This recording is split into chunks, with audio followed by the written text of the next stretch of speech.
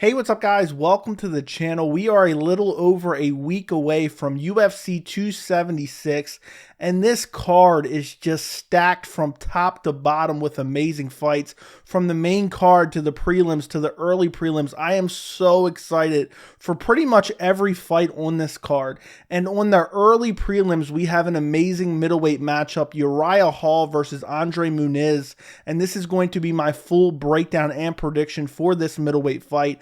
I'll be doing a bunch of UFC 276 prediction videos, so make sure you subscribe to the channel and turn on notifications because I'll be doing pretty much the entire main card. I'll be doing quite a few of the prelims, and I'll be posting them throughout the weekend and early next week, so make sure you're subscribed to the channel. So if you look at this fight, you have a veteran like Uriah Hall who's been around forever, and then you have Andre Muniz, who's this up-and-coming middleweight. And, you know, he has a decent win over a name like Jacare Souza, but he's coming into this fight against a known guy in Uriah Hall, where if he beats Uriah Hall, he's probably going to creep into the top 10 of the division. And I feel like a lot of people are writing off Uriah Hall right now with the last loss against Sean Strickland, which is a quality opponent, don't get me wrong, but a lot of people are just, Hall's getting up there in age, and, now he's fighting an up-and-coming guy like Muniz, and a lot of people are thinking this is a must-win fight. Otherwise, soon he's going to drop out of the top 15 and never to be heard of again, maybe head off to PFL or Bellator.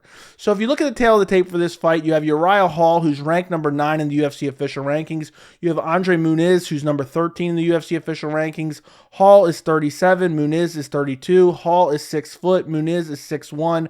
Hall has a 79.5-inch reach. Muniz has a 78-inch reach. So a slight reach advantage for Uriah Hall, nothing super significant. And if you look at Uriah Hall, he's been in the UFC since 2013. He came in off The Ultimate Fighter, and there was so much hype around Uriah Hall. They were saying he was going to be the next Anderson Silva, and this was when Anderson Silva was in his prime. They were saying he's so good. He had that spinning back kick KO on The Ultimate Fighter, and a lot of people thought Uriah Hall would win The Ultimate Fighter. He goes on to the finals to fight Kelvin Gastelum. He loses to Kelvin Gastelum. And then he kind of has, pretty much a back and forth career. And, throughout the course of his career, there's a common theme. When you look at the opponents that he's lost to, we're talking Robert Whittaker, Derek Brunson, Gegard Mousasi, Paulo Costa, Sean Strickland. And there's a common theme. Every time he's kind of taken that next step in competition, he's lost. And I know he has the one win against Gegard Mousasi back in 2015, and this was a crazy fight. He landed a spinning back kick right to the face of Gegard Mousasi and put him out, but he was most likely going to lose that fight, and they even rematched it not that long afterwards, and Gegard Mousasi dominated him and TKO'd him in the first round. So it just goes to show you, Uriah Hall can win some fights, but he's so inconsistent over the course of his career. His last fight against Sean Strickland, he got outstruck. Uriah Hall just looked like he didn't want to be there, looked like he showed up for a paycheck. And not only was he outstruck, he was outgrappled by Sean Strickland too, who doesn't particularly usually grapple in his fights. The fight before that is basically irrelevant. Chris Weidman threw a leg kick in the very early on, like the first 20 seconds of the fight. Uriah Hall checked it, credit to him, and Chris Weidman's leg snapped Anderson Silva style. The weirdest moment because of what happened with Anderson Silva against Chris Weidman. The fight before that, he beat Anderson Silva by TKO in the 4th round. And this is an aging Anderson Silva out of his prime. And also, early on in this fight, Anderson Silva was winning this fight up until he got clipped. So not that great of a win against an aging Anderson Silva. Before that, a split decision win over Antonio Carlos Jr. And again, we just look back on some of the losses. His last loss before Sean Strickland was Paulo Costa back in 2018, got TKO'd. It's just, consistent history of Uriah Hall. Every time he fights a guy that we consider to be elite level middleweight, he tends to lose. Got TKO'd by Gegard, TKO'd by Derek Brunson, lost the decision to Robert Whittaker, but that's all the way back in 2015. But it just shows over the course of his career a little bit of inconsistency, and he doesn't really have any real signature win. Like, I can't point to one and be like, oh, this was a signature Uriah Hall performance, because he just really hasn't been able to perform, against the elite of the elite. One thing I want to mention, he has 27 pro fights. He's 17-10, and he has never lost via submission. He has 13 knockouts. So when Uriah Hall tends to win, he tends to knock you out.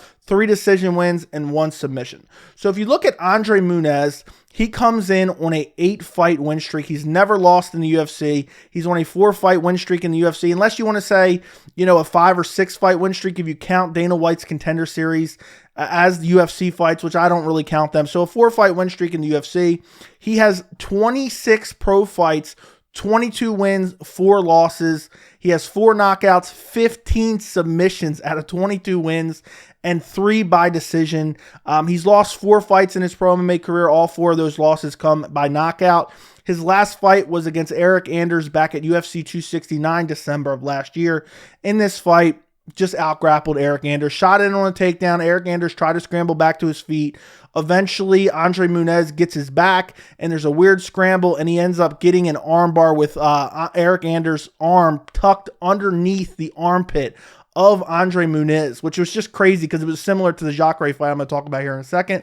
The fight before that, and his best opponent in his UFC career against Jacare Souza at UFC 262, May of 2021, he beat Jacare Souza via armbar in the first round. How crazy is that? He went into that fight and he said, "I'm the better grappler." And he went out there and proved it. He went out there and submitted Jacare Souza. Well, technically submitted him. He snapped his arm in half. He went for a takedown on Jacare. I think Jacare scrambled back to his feet. I think he got taken down initially. Then they scrambled to the fence. Muniz tried to get on his back, jumped on his back. Jacare was trying to shake him off the top. And again, in an awkward position, he tucks the arm behind the armpit and snaps the arm of Jacare Souza. The fight before that, he won via submission armbar. So he's won 3 straight submission armbars in a row. And the fight before that against Antonio Arroyo, he almost got an armbar in the first round of that fight too. Arroyo showed great defense, was able to get out. It was an early position where he almost got submitted. And that was a fight where he also dominated in the grappling. But this guy is just a submission machine. Now, when I look at this fight and I try to predict this fight, it really comes down to what Uriah Hall shows up. Because there is sometimes, against lesser competition, Uriah Hall looks really good on the feet especially. And Muniz does not have the best striking. It's more of just sloppy striking where he throws combinations just to get in on the double legs. And, it's hard to predict what Uriah Hall shows up because he's been so inconsistent over the course of his career. And I think this is your typical striker versus grappler matchup. Uriah Hall wants to come out. He wants to stuff the takedowns, and he wants to try to beat Muniz on the feet. I think Uriah Hall has a significant advantage in the striking, but it comes down to, does the threat of the grappling negate the striking of Uriah Hall? I talk about it all the time where we have fighters who are better grapplers and fighters who are better strikers on paper, but they get outstruck by the grappler because they're worried about the takedown. And when you have a guy like Muniz who has that elite level jiu-jitsu and great submission game, I think Uriah Hall is going to be terrified of the takedown of Andre Muniz. I think if Uriah Hall wants to win this fight, he's going to have to clip him early. Muniz does press forward sloppily with combinations, looking just to set up the shot and the takedown and eventual ground game.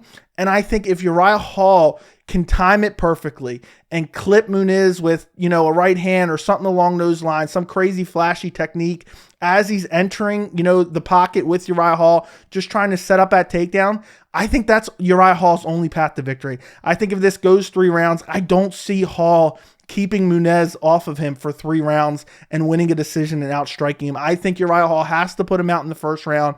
And I think Muniz can win multiple ways. I don't necessarily see him winning via knockout, but he could take him to the ground, control him on the ground, win a decision that way, round after round, just eking out rounds with his grappling. And also, I believe if he's able to get Uriah Hall down, he can also obviously submit him. He has great submission skills, but it's very interesting because Uriah Hall's never been submitted in his UFC career or his MMA career in general, which is pretty crazy. But again, we're talking about a guy in Muniz who submitted Jacare Souza, one of the greatest jiu-jitsu guys of all time within MMA. So my official prediction for this fight, honestly, looking at their different skill sets, looking at Uriah Hall's age, looking at his history of inconsistency to show up for fights, I got to go Andre Muniz via first round submission. I just think Muniz is a guy that once he gets a hold of you, it doesn't matter if you try to scramble to your feet. It doesn't matter if you try to shake him off the top. He just does not let go, and he will find a way, even in awkward positions, to lock up an armbar, to lock up a choke. He will just find a way to submit you. And with Uriah Hall's history of inability to stuff takedowns, he's been out-grappled plenty of times before. He got out-grappled by Sean Strickland, who's more of a striker in his last fight, but Sean Strickland does have good grappling. Andre Muniz is just not going to give up on the takedown. He's going to throw shots to set up the takedowns, and he's got good takedowns. Occasionally, the timing's a little bit off, but he's a guy that can take you down up against the fence, as well as shoot in the center of the cage. He can time it perfectly and shoot right through you, take you down in the center of the cage, and then you're in trouble. And even if you get your back to the cage and try to scramble back to your feet, if he gets that back body lock where you're both leaning up against the cage, they got their sides pressed up against the cage, but he's got the arms locked around your waist, it's pretty much over. He's going to try to trip you to the ground, or he'll even jump up onto your back. And it's just over. If you give up your back to this guy, he's going to find a choke. He's going to find an armbar. And I just don't think Uriah Hall has the level of jiu-jitsu to be able to out-grapple Andre Muniz. I think he has to stop him. I think he has to stuff the takedowns. And I think even if Uriah Hall is able to stuff the takedowns early, when he's fresh, maybe, he's really worried about it, he's stuffing them. I just don't think he's going to be able to let his hands go. So therefore, he's not going to be able to KO or TKO Muniz. And then eventually, as the fight goes on, I think eventually Muniz will find that takedown. And I think once it gets on the ground, the level of jiu-jitsu is just night and day. Muniz is just such a high-level guy. As soon as he gets you down, he's attacking you with all his limbs, his legs, his arms, and he's advancing his position. He's looking for side control. He's looking to pass your guard. He's looking to get into full mount, and he's looking to get you your back as well and choke you out or look for an armbar or a triangle. Honestly, this guy has so many submissions throughout the course of his MMA career. I just don't think that Uriah Hall can hang with him on the ground, and eventually it's going to get there, whether it be the first round, the second round, or the third round. If it gets there, I believe Muniz will be able to submit Uriah Hall. And also, Muniz has an advantage where, I talk about it with Charles Oliveira all the time. If Uriah Hall is able to rock Muniz in this fight, Muniz can just drop to his back. He's more than happy to welcome Uriah Hall right into his guard. That's exactly where he wants him. So that's a unique advantage that these elite level BJJ and submission artists have in fights. But I really just believe Uriah Hall's not going to let his hands go. He's going to be tentative in this fight. He's going to be worried about the takedown, and eventually he's going to get taken down and submitted via armbar. I'll say late first round armbar for Andre Muniz. Let me know what you guys think in the comments. Don't forget to like the video, and thank you so much for watching.